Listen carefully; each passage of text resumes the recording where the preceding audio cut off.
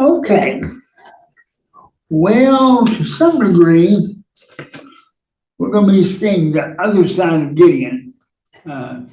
In much of our lesson today. I don't know how far we're going to get, but we've just finished meeting the Midianites and running them off and chasing them down out of the land. And so, in chapter 8, beginning in verse 1, now the Ephraimites asked Gideon, "Why have you treated us like this? Why didn't you call us when you went to find Midian?" And they criticized him sharply. But he answered them, "What have I accomplished compared to you? Aren't the gleanings of Ephraim's grapes better than the full grape harvest of Abiezer?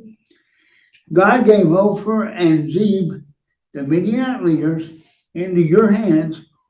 What was I able to do compared to you?" At this, their resentment against him subsided. Okay. There is some discussion as to exactly what's happening here, but I'm going to give you what I believe is the case. After the battle's over, it's finished, we're kaput, everybody's back to very normal. Ephraim says, "Hey, we could have done that if you let us." That's called Monday morning quarterback. I could have handled that if you'd have just asked me. Because I want to make sure that everything's done before I shoot my mouth off like that. Because there may be a few Midianites left, and I don't have to really get involved. So I do believe that there was a certain amount of we won't credit for something that we really had nothing to do with. We could have been in the battle, but we weren't. And now they're complaining because they weren't specifically requested. But Gideon shows some wisdom here. He doesn't argue with them. He doesn't chastise them or criticize them. He simply says, "Well, what have I ever done that compares to what you people have done? I mean, you've done so many more things and accomplished so many great things that my world, my history, my people fail in comparison to what you've done." Now, what is he doing? He's using the psychology of saying, rather than argue with you or chastise you or tell you how wrong you are, I'll simply use the idea of how good you are. And when somebody compliments you and praises you, it's kind of hard to argue with them. I mean, because they're right.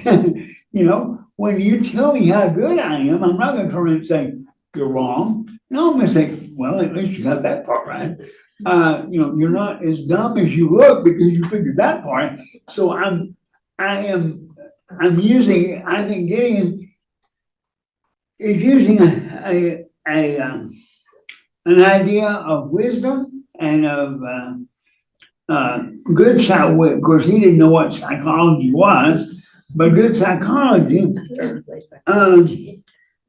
In Proverbs 15, verse 1, Solomon said, "A gentle answer turns away wrath, but harsh words stir up anger."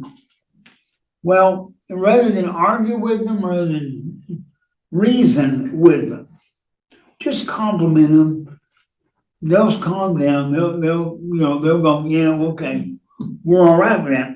And then they don't get upset.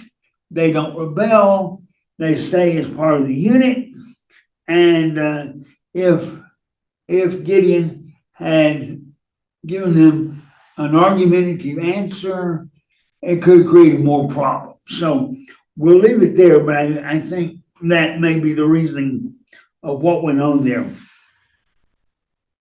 Gideon and his 300 men, exhausted, yes, keeping up the pursuit, came to the Jordan and crossed it. He said to the men, Succoth, give my troops some bread. They are worn out, and I am still pursuing the kings of Midian.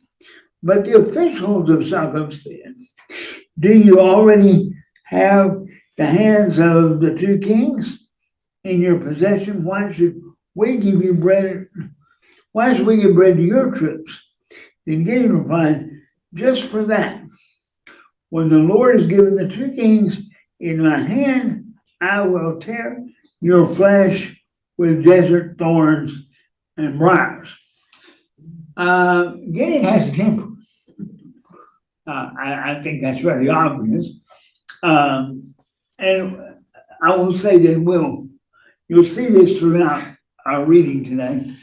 But one of the things that has been said about the Bible in general is that it comes from God, which we all agree with that. But one of the proofs that it comes from God is how even-handed it is. In other words, all heroes have failures. All heroes have flaws. All bad people are not always always bad most of the time. And there's occasion in the Bible where you'll find a couple of them. It's hard to find anything good. But the point is, God provided a story, had the story written and wrote it, had it written to follow the actual history, as opposed to, using, when we write things, when men write things, they have a tendency to slant the story one way or the other, depending on what they're trying to accomplish. They go in with an agenda and they're trying to prove that so-and-so was the worst guy that ever lived, or she was the best woman that ever lived, or whatever. And they sometimes will leave parts out of history or put things in that are not necessarily true, or by omission, they leave out the fallacies of the individual. We've seen Gideon as a good guy, and he's a faithful guy. But here we come, and at this point, and for the next several verses of the chapter, and even into the next chapter, there is one significant change in tone. God will not be mentioned. Now, I'm not saying that God left or that God wasn't around, but God's influence is no longer mentioned. You leave, God gets left out of the story, and we're going to see how things fall apart when God gets left out of the story and it's left up to men to deal with the situation that come up. The men are getting without food, and they're asking for food. If they had been travelers, if they had been foreigners, God would have required of them the men of Succoth, to give them food. Here they are, brethren. And the men of Succoth said, we're not going to give you anything. Now, it's not that they didn't have it. It's not, there's no indication that it was even going to short them at all. I mean, in terms of shortage of food. But for whatever reason, they decided that, basically they say, you caught the kings of Midian, why should we help you? You're good, you've done it all. You're accomplishing what you intended to accomplish. What do you need our help for? If you can do all that, basically, why didn't you bring enough food along? You should have thought that through before you left home. Well, of course, Gideon and company didn't know where they were going. They didn't know what they were going to do, and so they're hungry, and the battle has taken them further and burned up more energy than maybe they would have expected. So Gideon says, well, when I come back from capturing the king, now he doesn't say if I come back, or maybe I'll be back. He said, I'm coming back. Um, General MacArthur said, I shall return, but he didn't understand politics. Uh, you don't always do what you think you're going to do, depending on who's in charge. But Gideon said, I will return, and when I do, I will beat you with the switches of the wilderness. Um, he didn't have time to beat them right now, but you hang around, I'll be back. And for their sake, they were unfortunate enough to still be there when he got back. And they didn't have the opportunity to leave. From there, they went to Peninnah and made the same request to them, but they answered as the men of Succoth had. And he said to the men of Peninnah, when I return in triumph, I will tear down this tower. Okay, different threat, but same principle. You have gone against my wishes. Now notice, he never does bring God into it. In other words, he doesn't say you have defied God's request that you feed me or my men. He simply says, you didn't give me what I wanted, so I'm going to take you out. I'm going to do things to you, which indicates to me that Gideon was hot-tempered and wasn't always thinking straight. And it made him mad because he was in charge and somebody defied his request. And notice, it's very important, God does not enter in and say, go for it, Gideon, you're right, they should have done that. Again, just not there. Now, the two kings were a Carter with a force of about 15,000 men, all that were left of the armies of the eastern peoples. 120,000 swordmen had fallen. Gideon went up by the route of the nomads and east of those two areas and fell upon the unsuspecting army. And the two kings of Midian fled. Now, the kings don't flee unless the army is defeated. Okay, I mean, if they were holding up against Gideon, all right, they would have stayed. They're not, so they know it's best to get the hell out of Dodge and see how far away they can possibly get from this situation. So they fled, but he pursued them and captured them, routing their entire army. Now again, God is still with the army. Okay, because look what, this is still that small group of people. Gideon's army didn't increase any. And yet he's now chasing and routing and capturing and so forth. So God's will is still being done at God's command with God's dealing. But what Gideon is saying, aside from the battles, is not necessarily covered in the idea of God's will. All right. So, Gideon, son of Joash, then returned from the battle by the pass of Heres. He caught a young man of Succoth and questioned him, and the young man wrote down for him the names of the 72 officials of Succoth. Here, Succoth, the elders of the town. Okay, don't know who the leaders are. I'm not familiar with the town. Don't know anybody there.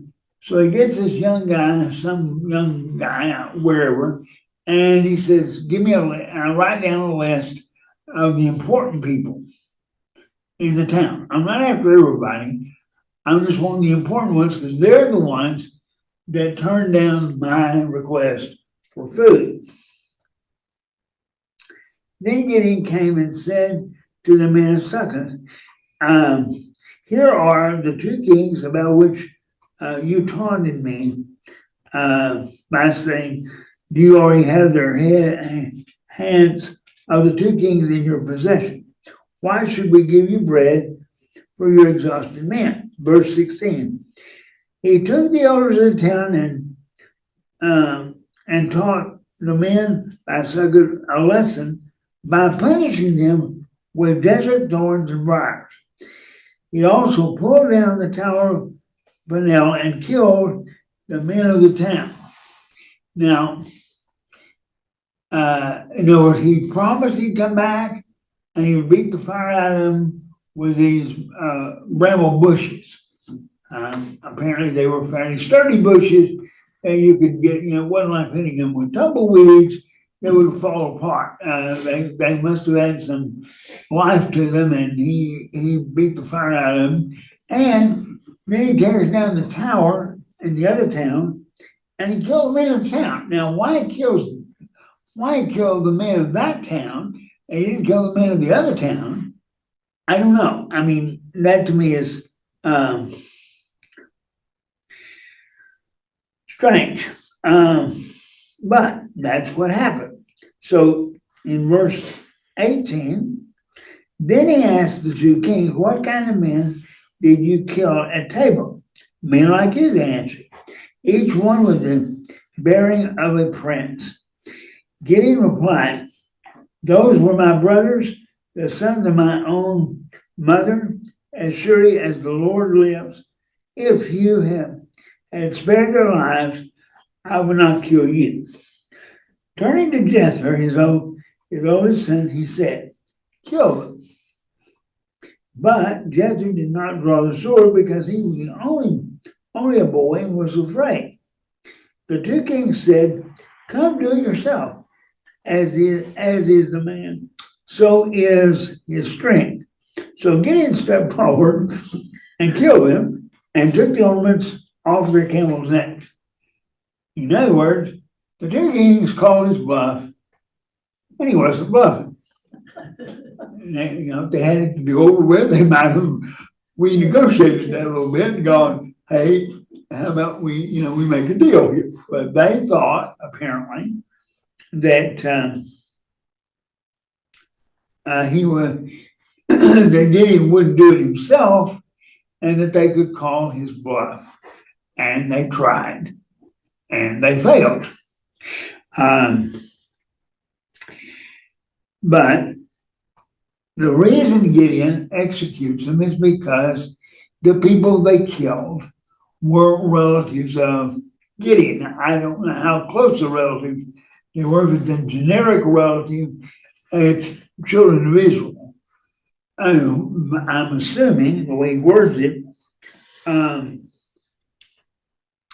that they were actually blood relatives of his, and therefore he had the right by law to avenge their death, and that's what he does. Now it says that he took the ornaments off the camels' necks.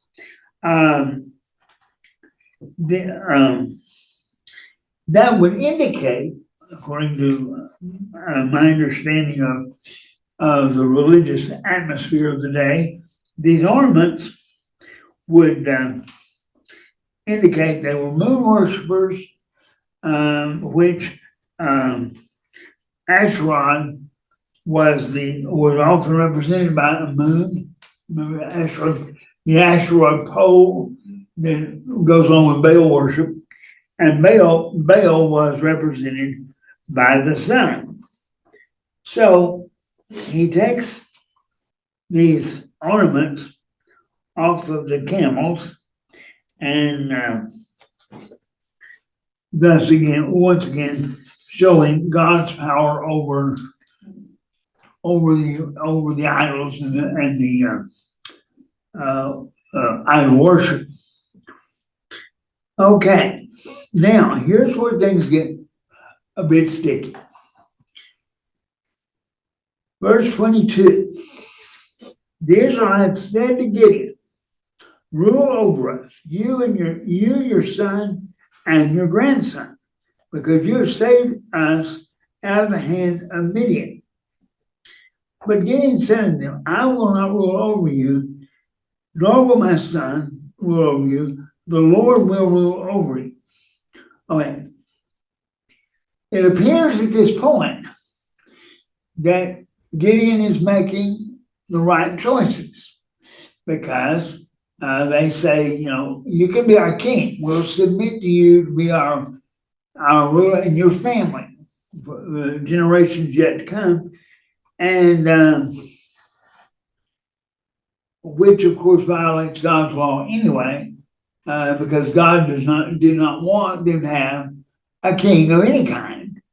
And Gideon would be on that list. Now, it's also a truism that you want to be careful when you invite a man who you like, who you admire, who is wise, maybe as they saw Gideon as being all those things. But what about his son? And what about his grandson? We know from history, biblical history, that it was quite often that there would be a good king whose son was a squirrel. And the grandson could be even squirrelier. Okay? Once squirrel gets in there, it kind of multiplies. But so you don't want a system that says we want you and your kids and your kids' kids on, because you never know how the children are going to come out. You might think granddaddy was wonderful, and he may have been. But if you look at the history that we have in the Bible, you will see over and over and over and over that the godly patriarch would end up with fairly ungodly children. True of David, a very good example in that David was a man after God's own heart. He was the most revered king of all in the Israelites' history. And yet, when you start looking at his children, it turns out they don't turn out so good.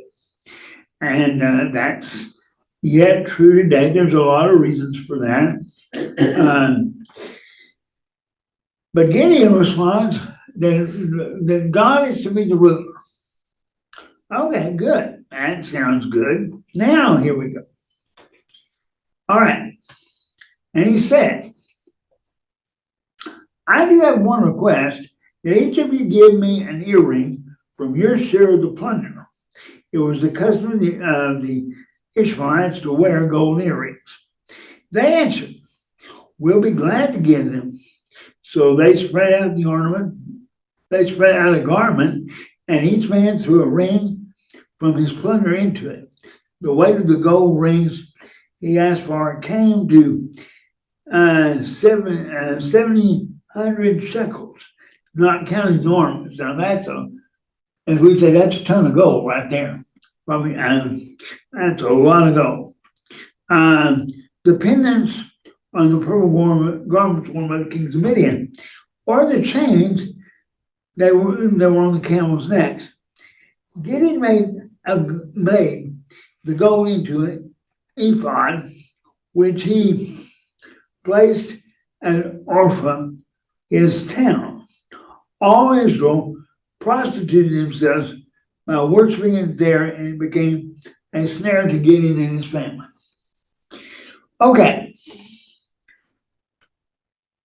The Bible does not explain why Gideon asked for what he asked for and what he did with it. So I have no proof of what I'm fixing to tell you. But let me suggest this. Now, what was the ephod? Anybody remember what the? Now, there's been an ephod before. What was the ephod?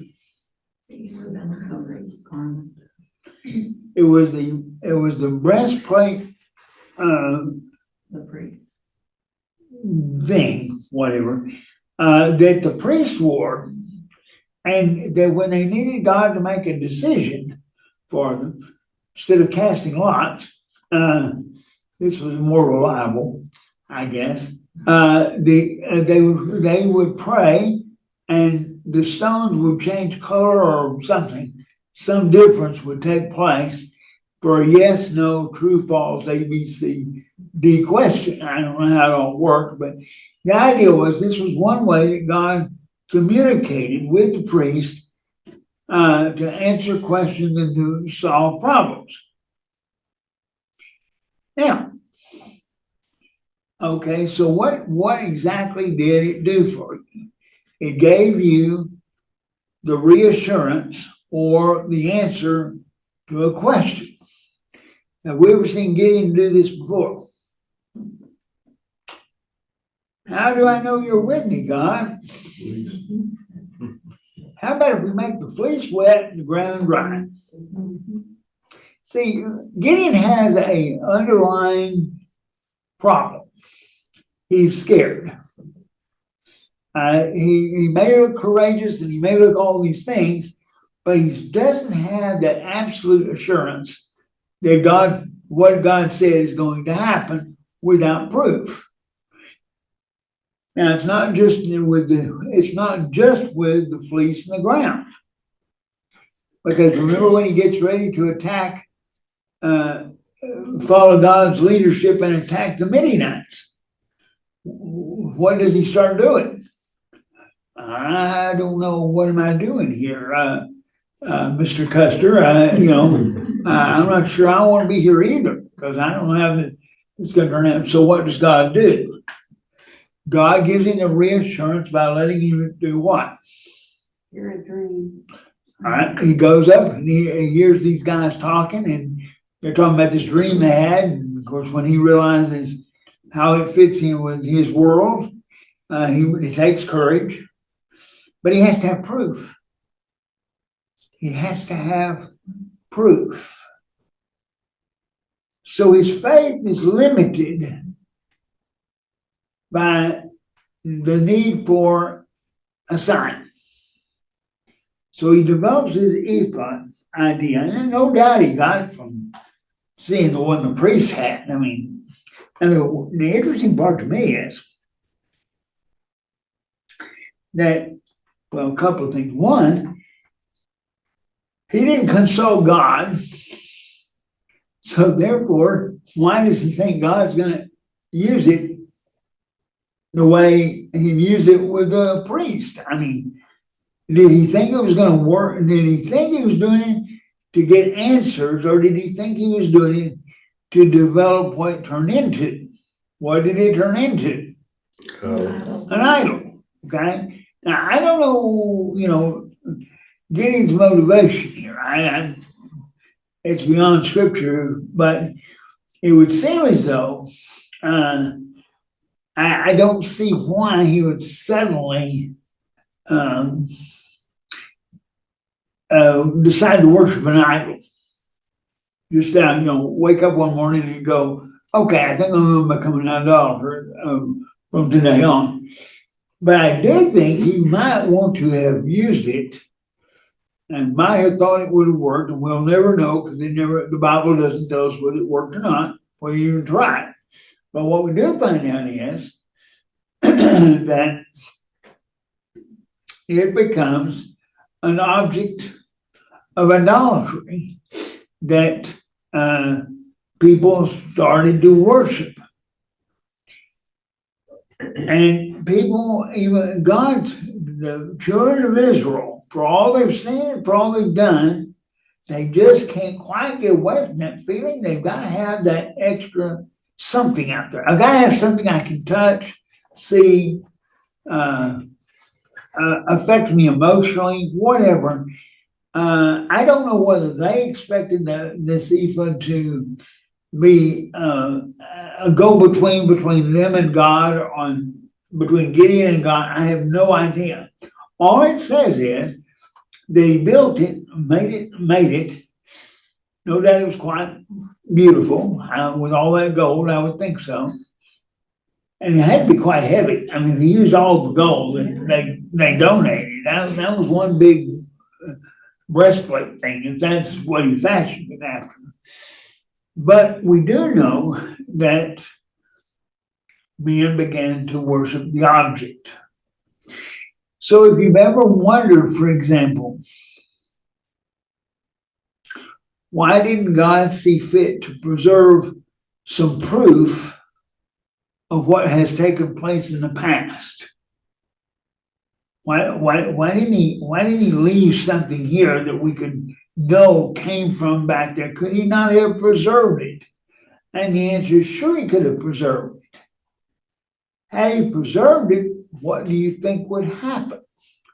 Start worshiping. We would start worshiping whatever it was that got left behind. Okay, so here's a silver chalice. Okay, a cup. And this silver chalice is absolutely without a doubt the silver chalice that Jesus used in the Last Supper when he shared the wine with the apostles. This is it. Now we know it, and we know Jesus lived on the earth. We know it happened because here's the proof. Here's the chalice itself. We run DNA on it and we matched it up with something, and somehow we know. Why didn't he do that? Would that have made it easier to convince people that Christ lived and that he was the Son of God if we'd had something there to prove it? No, because people will begin to worship the object and forget the Father. God left something behind for the Israelites. It was called the temple. And by the time of Jeremiah, which you studied on Sunday morning, otherwise I would bring it up. By the time of Jeremiah, the Israelites have all but begun to worship the building. Why? Because they say nothing can happen to us. Jeremiah says, yes, it's going to happen to you. And they go, no, it's not. Because we have the temple. And God lives in the temple, and God presides over the temple. And as long as we have the temple, nothing can harm us. And Jeremiah goes, yes, it can, because God said it's going to get harmed. And they don't believe him. What have they done? They've stopped worshiping God and started worshiping the building that was built. Now, by the way, did God want the tabernacle? Did God want the temple built? Well, there's no proof of it. Okay? God allowed the temple to be built, but whose idea was it? It was David's idea. David said, I'm living in a palace and God's living in a tent. That's not right. God should have a building better than the one I'm living in. And he said, I'm going to build a temple. To which God said, no, you're not. But your son will. Now, he didn't say, and I want you to, and I'm going to give you instruction on how to do it. As far as I know, and maybe if I've missed something, please correct me. But I do not remember any instruction being given by God to Solomon as to exactly how to build this temple. Now, he built it on the order of the tabernacle, which was wise. I mean, that was his format. That was his design. The architectural design of it came from looking at the tabernacle and building it similar to the tabernacle, which makes sense. But did God actually come in and say, this is the way I want it built? No. Wonder why? Because God knows that you put the building up, and eventually one day they'll think more of the building than they do me. They'll forget me and we'll start worshiping the building. And we've got somewhat similar things in our world today, you got religious groups that build humongous buildings that are, by and large, right now empty. They're edifices to God, but they're empty because the people have lost interest in God, but the building remains. It is very important that we keep in mind that whatever we're doing, whatever we're building, whatever we're programming, you've got to be careful. You can have a situation where people start developing programs to honor God, to do God's will. And that's a good idea unless the program becomes more important than God. We've got a lot of religious activities going on in various places where the activity is more important than whatever it's supposed to do. And we've got activities occasionally where it's hard to figure out what religious application this has. But it's a good idea. It's a very good idea, and it makes people happy, or it makes them better off, or it does this, or it does that. But how does it relate to God's purpose for religious activity? If you think, I'm going to use an idea, I'm going to equate, and you don't have to agree with this, I'm going to equate the work of the church with religious activity, okay? For my argument, give me that, and then I'll make it make sense. Okay. What is the purpose of the church? Why did God leave and establish the church here on earth after Christ left? What is its purposes? To save souls. Do what? To save souls. Okay, to promote the gospel, and what else? Bring us together. Okay, to keep the saved saved. Okay, that's it. Now, there's many ways that you can go about getting this done. Okay, he didn't specifically say these are the two activities I want you to do, and here's exactly how we're going to do it. For if he did, then it would be easy. But he gave us two rules and said, here's the two things I want to accomplish. Okay, we have Bible classes here at Greenland. You've been in a few. You're in one now, believe it or not. All right. We're not all about custom. There is some Bible here. Okay. What is the purpose of you being here? Well, you don't have to come back tonight in this World Series for one thing, but that's one good reason to be here. To come together and study God's word. Okay, to come together and study God. So we're maturing Christians. Okay, we're educating, hopefully, maturing, building up, all those good things. So what are we doing? We're keeping the saved saved. Okay, make sense? Okay. Now, what about sending missionaries around the world? Well, what are we doing there? We're promoting the gospel. Okay, so that's the other thing we're to do. Is it possible to have work going on within a congregation that is productive work in that it does a productive thing, but does it actually promote either one of those two ideas? Something to consider. You have a lot of churches with a lot of programs. Could they take each program and show where it does one or the other of those two things? What does it accomplish? Here's what we're supposed to accomplish. What does this program accomplish? If you have a program that doesn't, even if it's a good program, let me give you an example. And this is not a religious program. I know it's not religious. I know that. But there is a camp in Kerrville for disabled children to go to, where all the activities and things are built where disabled children get the experience of going to camp like normal children do. Okay? Is that a good work? Yeah, great work.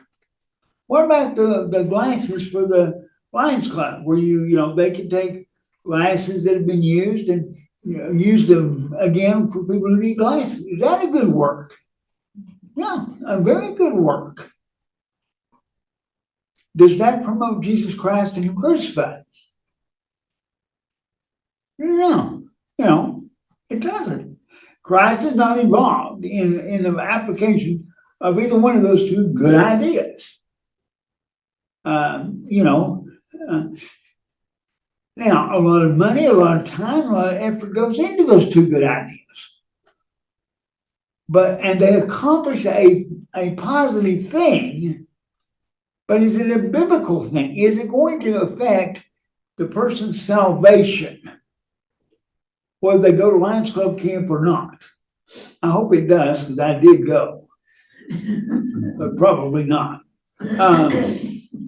Okay, or if whatever you're involved with, I want you to separate in your minds things that are good ideas, but are not biblical.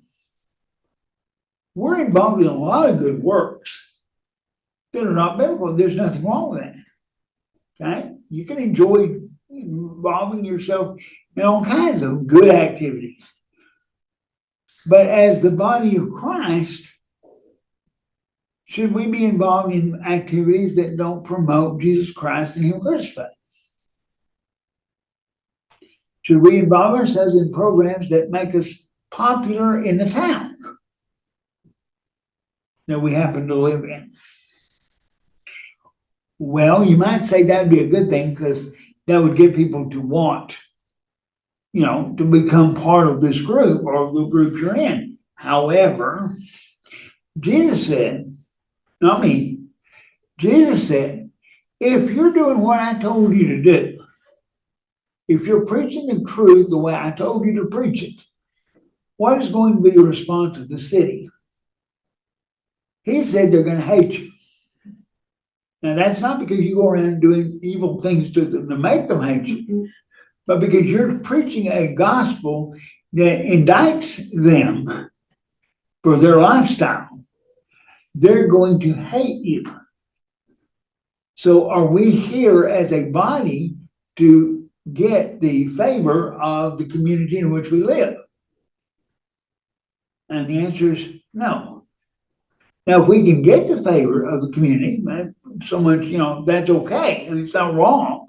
And we shouldn't go around kicking people just to make them not like us or burning their house down or something like that. I don't mean that at all. But God said, if you're doing what I told you to do, you're not going to win a popularity contest. So is it wrong for us to be doing things that make us popular, unless it promotes the gospel? So wouldn't it be interesting to go through a checklist of the activities of the Church of Christ around the world and get a check, kind of like Reagan did when he wanted to line out a budget, where he could go through and mark the things that should or shouldn't be in the budget? Well, maybe the church needs to have a line item program list and have people defend, what does this program do to promote Jesus Christ and Him crucified? If it does, great, use it. If you can't show any evidence that it's ever changed anything, maybe it's a program we shouldn't be involved with as the church. Now, as an individual, you go do anything that's not sinful. I don't mean anything, anything. Don't rob the bank, okay? That's not legally. But there's a lot of good programs, civic organization programs you can be involved with. Perfectly fine. Nothing wrong with it. Hopefully you'll have a chance to influence someone for Christ. But when you make it a work of the church, shouldn't it reflect either one or two things?